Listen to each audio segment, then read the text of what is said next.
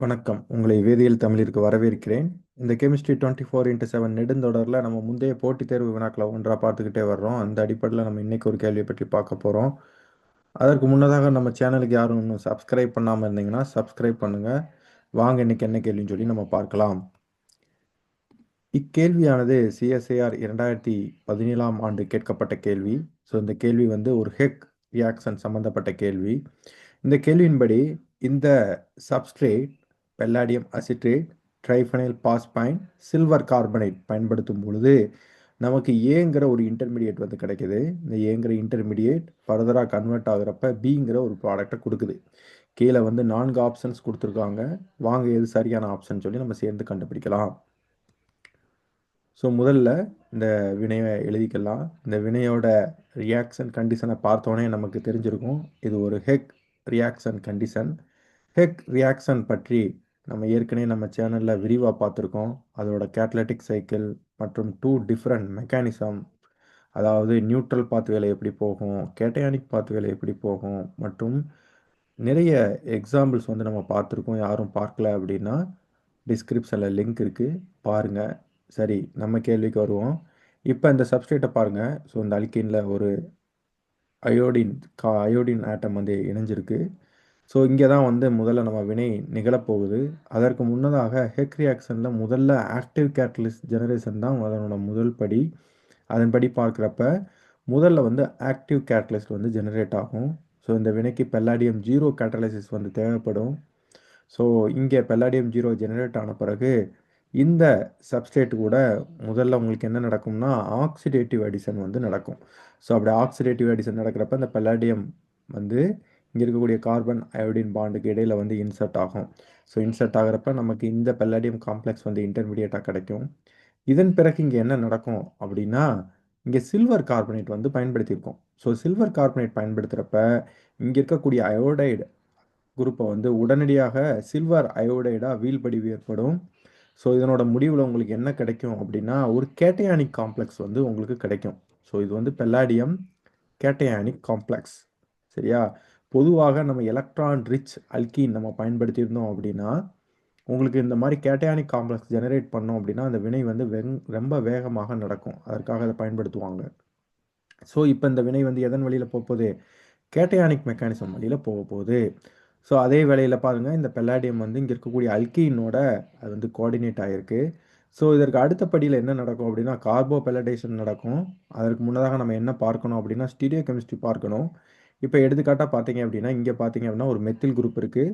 So இங்கே CH2 அதை தொடர்ந்து அல்கீன் குரூப் நமக்கு இருக்குது.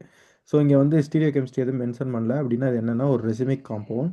ஸோ ரெசிமிக் காம்பவுண்ட் அப்படிங்கிறப்ப ஃபார் எக்ஸாம்பிள் மெத்தில் எடுத்துக்கிட்டிங்க அப்படின்னா 50% ஆஃப் காம்பவுண்டில் மெத்தில் டாப் ஃபேஸில் இருக்கும். 50% ஆஃப் காம்பவுண்டில் மெத்தில் பாட்டம் ஃபேஸில் இருக்கும். சரியா? ஏன்னா அது ஒரு ரெசிமிக் காம்பவுண்ட். ஸோ அந்த அடிப்படையில் நம்ம இப்போ இமேஜின் பண்ணிக்கலாம். ஸோ மெத்தில் உங்களுக்கு டாப் ஃபேஸில் இருக்குது அப்படின்னு சொல்லி நம்ம இமேஜின் பண்ணிக்கலாம். ஸோ மெத்தில் டாப் ஃபேஸில் இருக்குது அப்படின்னா இந்த பெல்லாடியம் காம்ப்ளெக்ஸ் தான் இங்கே இருக்கக்கூடிய அல்கீனோட வினைபுரிய போகுது.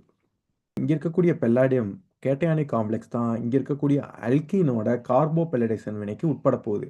அப்படின்னா என்ன அர்த்தம்னா இங்கே இருக்கக்கூடிய குழு உங்களுக்கு பாட்டம் ஃபேஸில் இருக்குது. சரியா? அப்போ பாட்டம் ஃபேஸில் இருக்குது அப்படின்னா இந்த அடிஷன் உங்களுக்கு எப்படி நடக்கும்? அதாவது கார்போ பெல்லடேஷன் உங்களுக்கு எப்படி நடக்கும் அப்படின்னா உங்களுக்கு பாட்டம் ஃபேஸில் தான் நடக்கும். ஸோ அப்படி பாட்டம் ஃபேஸில் நடக்கிறப்ப இங்கே இருக்கக்கூடிய ஹைட்ரஜன் உங்களுக்கு டாப் ஃபேஸுக்கு வந்துடும்.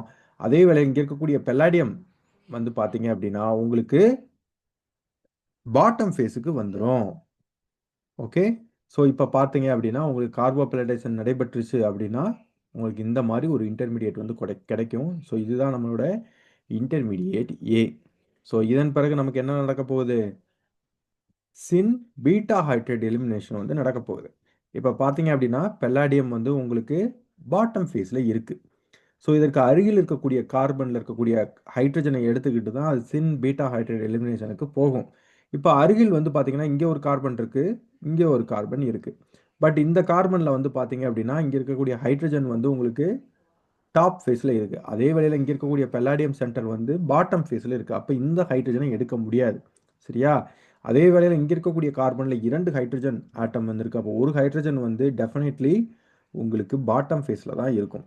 அப்படிங்கிறப்ப உங்களுக்கு இந்த இடத்துல இருக்கக்கூடிய ஒரு ஹைட்ரஜனை எடுத்து உங்களுக்கு சின் பீட்டா ஹைட்ரைட் எலிமினேஷன் நடைபெற்று உங்களுக்கு இந்த அல்கீன் ப்ராடக்ட் வந்து கிடைக்கும். இதுதான் நம்ம ப்ராடக்ட் பி. இதனுடன் சேர்த்து உங்களுக்கு என்ன கிடைக்கும்?